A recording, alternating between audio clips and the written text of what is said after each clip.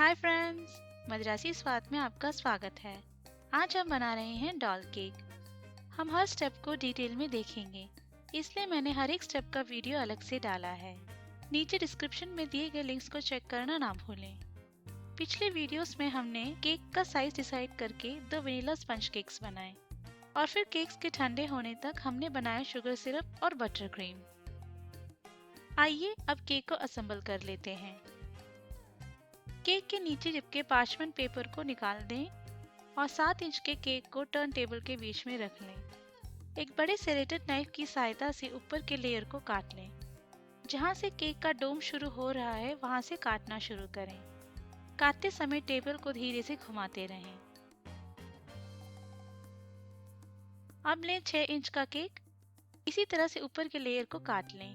डोम के 1 इंच के नीचे से काटना शुरू करें।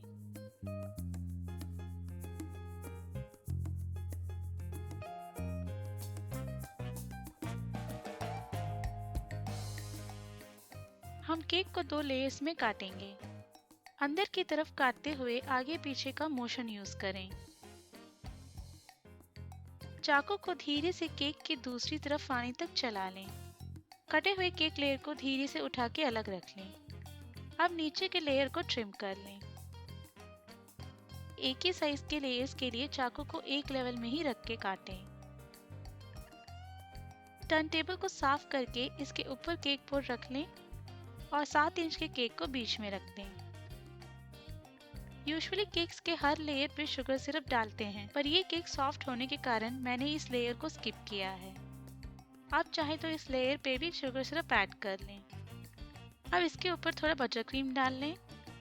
स्पैचुला से क्रीम को केक के बीच से किनारों तक फैला लें। अब 6 इंच के केक को इसके ऊपर रख लें। अब डालें शुगर सिरप, बटर क्रीम और अच्छे से फैला लें। अब केक के तीसरे लेयर को रख के चेक कर लें कि दोनों लेयर्स एक ही लेवल पे हैं। बाकी के स्टेप्स को रिपीट करें।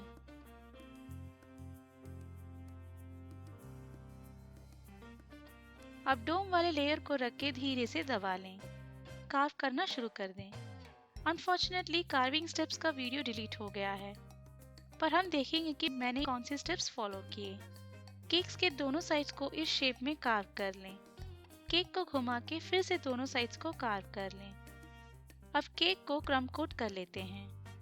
क्रीम को केक्स के साइड्स पर फैला लें ताकि जो भी क्रम्स है वो क्रीम में ट्रैप हो जाएंगे। अब इस क्रम कोटेड केक को फ्रिज में 30 मिनट के लिए रख दें।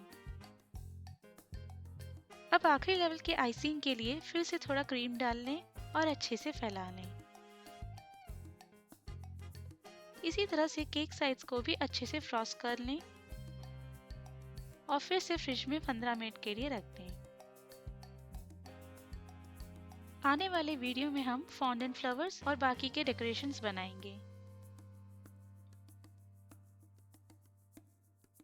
अगर आप पूरा डॉल यूज कर रहे हैं तो नीचे के लेयर को छोड़ के बाकी सारे लेयर्स के बीच में 1 या 1.5 इंच का होल काट लें। असेंबल करने के बाद इन होल्स में डॉल को इंसर्ट कर लें। अब केक बोर्ड के बीच में थोड़ा बटर क्रीम डाल के नीचे के केक लेयर को रख सकते हैं। इससे आइसिंग या कार्व करते वक्त केक यहाँ वहाँ नहीं हिलेगा। ज्यादा शुगर सिरप ना डालें, नहीं तो केक बहुत ही गीला फील होगा। केक के पूरी तरह से ठंडा होने के बाद ही बटर क्रीम से आइसिंग करना शुरू करें, क्योंकि केक बहुत ही नरम होगा और केक के गर्म होने के कारण बटर क्रीम के पिघलने के भी चांसेस हैं। इजी कार्विंग के लिए आप केक को रात भर फ्रिज में रख सकते हैं। इसके लिए बिना काटे केक को प्लास्टिक क्लिंग रैप से कवर करके एयरटाइट कंटेनर में रख लें और रेफ्रिजरेट कर लें। क्रम कोटेड केक को रेफ्रिजरेट करने वाले स्टेप को स्किप ना करें, क्योंकि इससे जो भी केक के क्रम्स हैं वो क्रीम में ही ट्रैप हो जाएंगे। इजी कार्विंग के लिए सेरेटेड चाकू यूज करें। अगर आपको रेसिपी पसंद आई है तो इस वीडियो को लाइक करें और मद्रासी स्वाद चैनल को सब्सक्राइब करना ना भूलें। धन्यवाद।